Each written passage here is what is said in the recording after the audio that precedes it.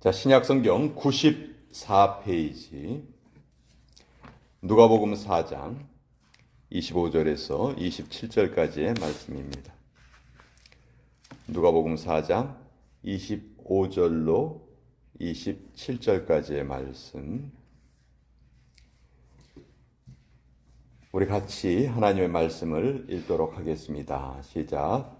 내가 참으로 너희에게 이르노니 엘리야 시대에 하늘이 3년 6개월간 닫히어 온 땅에 큰 흉년이 들었을 때 이스라엘에 많은 과부가 있었을 때 엘리야가 그중 한 사람에게도 보내심을 받지 않고 오직 시돈 땅에 있는 사렙다의 한 과부에게 뿐이었으며 또 선지자 엘리사 때에 이스라엘에 많은 나병 환자가 있었을 때 그 중에 한 사람도 깨끗함을 얻지 못하고 오직 수리아 사람 나아만 뿐이었느니라. 하나님의 말씀입니다.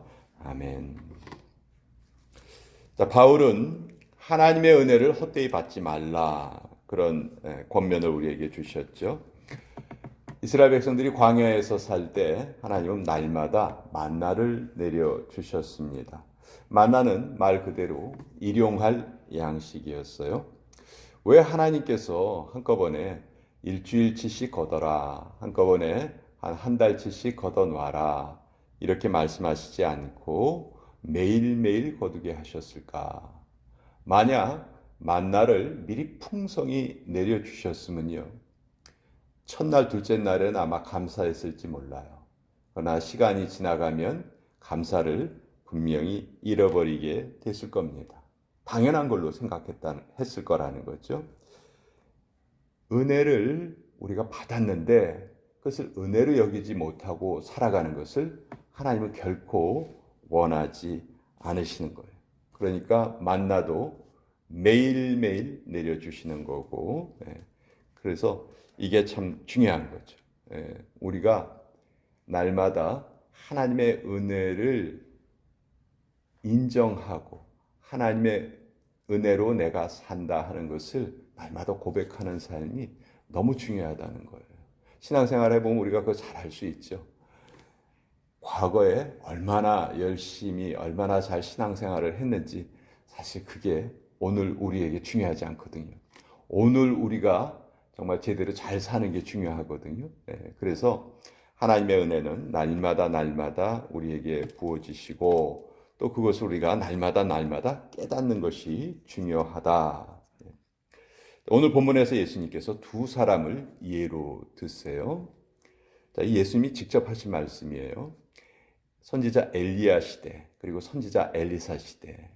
자, 엘리야의 뒤를 이은 선지자가 엘리사였죠. 엘리야는 아합과 이세벨 시대의 선지자였어요. 가장 북이스라엘이 영적으로 타락했을 때죠. 그때 수없이 많은 사람들이 고통을 당하고 있었어요. 왜냐하면 하나님이 어떻게 해서든지 북이스라엘 사람들을 깨우치시려고 기근을 허락하셨어요.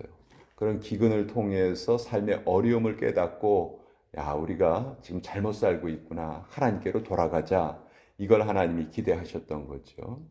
자, 그래서 3년 6개월 동안이나 비가 오지 않았다.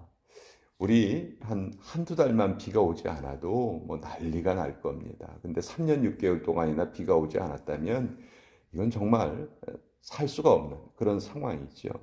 자, 그때 수없이 많은 사람들이 고난을 겪고 있었어요. 수없이 많은 사람들이 하나님의 은혜가 필요했어요. 그런데 실제로 하나님의 은혜를 받았던 사람은 이방 땅 시돈 지역에 살고 있던 사렙다 과부 한 사람이었습니다.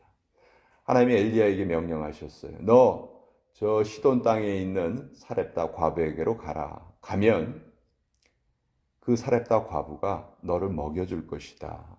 사실 그 전까지 엘리야에게 하나님이 까마귀를 통해서 또 냇물을 통해서 계속 그 먹을 것을 공급을 해주셨는데 냇물이 다 말라버린 거예요. 엘리야조차도 먹을 물이 없었어요. 그래서 사렙다 과부에게로 가라. 그래서 갔습니다. 근데 가봤더니 상황이 어떤 상황이냐면 그 얻어먹으러 간 엘리야보다도 더 안 좋은 상황이에요.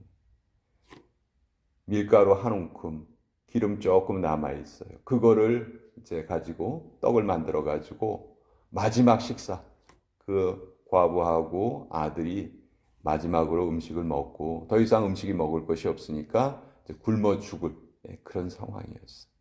근데 엘리야가 거기서 야속하게도 먼저 떡을 만들어서 나에게 다오.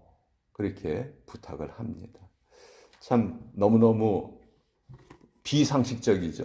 예, 도와주면 도와줘야 됐지. 어디서 그 상황에서 그것을 나에게 나눠달라 하는 것은 사실 비상식적인 일처럼 보여요. 더 놀라운 것은 이 과부가 엘리야 선지자에게 그 원하는 대로 베풀어 줬다는 거죠. 그랬더니 어떻게 됐어요? 그 통의 가루가 떨어지지 않고 그 통의 기름이 계속 채워졌다. 그래서 이 사렙다 과부는 계속해서 가뭄이 끝날 때까지 목숨을 구할 수가 있었다. 자식의 목숨을 살릴 수 있었다 하는 내용이에요. 자, 만약 우리가 잘 아는 에서 아시죠? 야곱과 에서.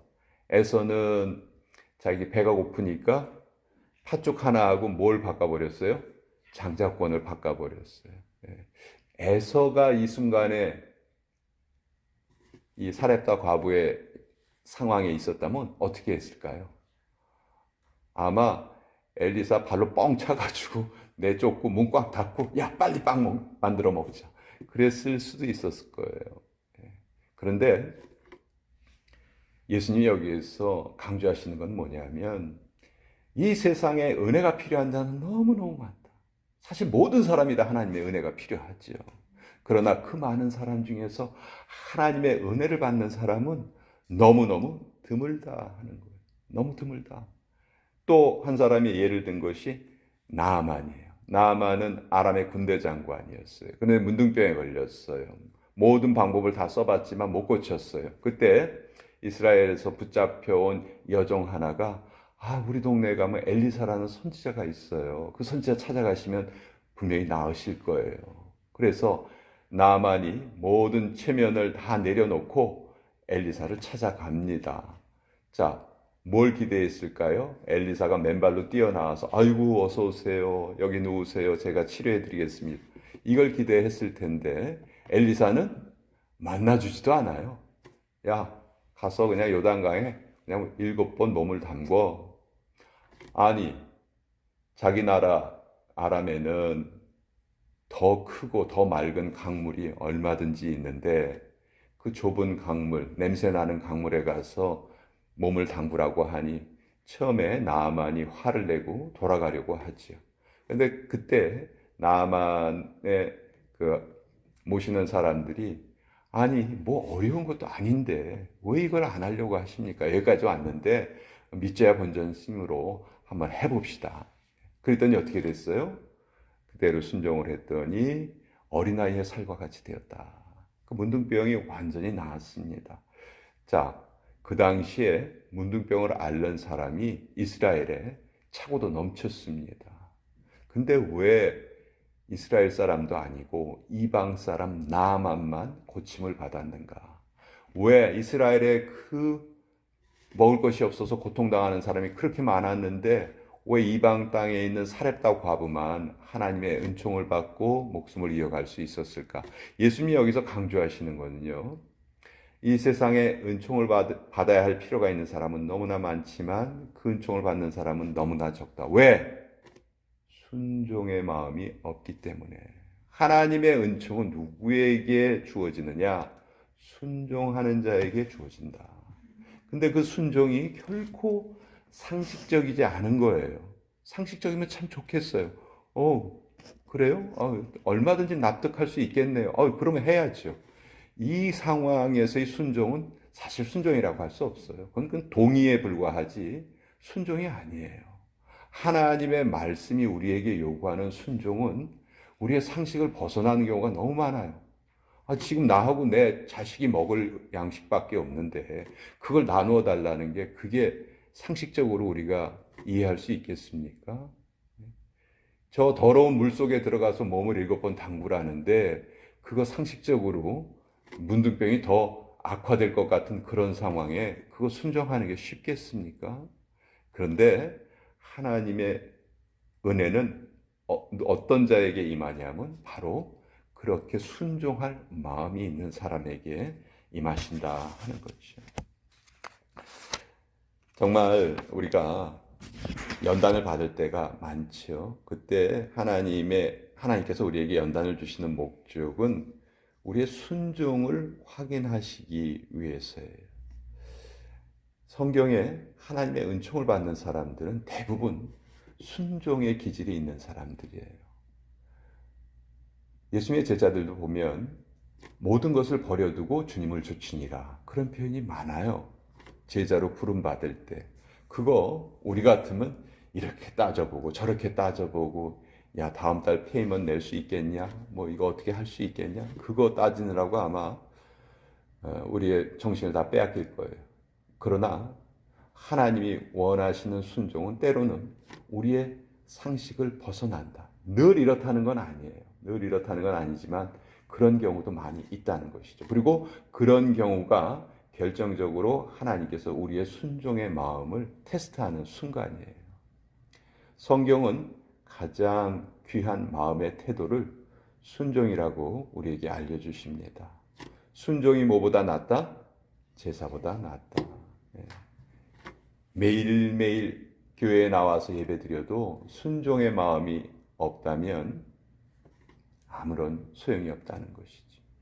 순종의 마음이 있는 그 한 사람보다 그의 신앙은 결코 더 나은 신앙이라고 할 수 없는 거예요. 그래서 우리가 말씀에 대한 순종의 마음을 우리에게 하나님 허락하여 주옵소서. 상황을 따지지 않고 순종하려는 그 마음이 우리에게 꼭 필요합니다. 우리가 기도하면서 그것을 우리가 계속 간구해야 합니다. 그런 자에게만 복이 임한다. 예수님이 직접 하신 말씀이에요. 정말 우리의 영을 활짝 깨워주는 그런 귀한 말씀이다. 저는 그렇게 생각을 하고요. 오늘 이 말씀을 같이 나누어 보았습니다.